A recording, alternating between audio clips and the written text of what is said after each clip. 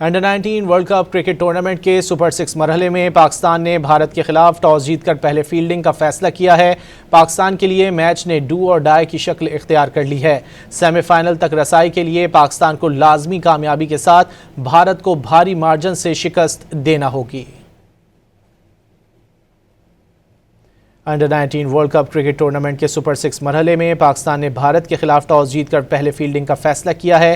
पाकिस्तान के लिए मैच ने डू और डाई की शक्ल इख्तियार कर ली है। सेमीफाइनल तक रसाई के लिए पाकिस्तान को लाजमी कामयाबी के साथ भारत को भारी मार्जिन से शिकस्त देना होगी।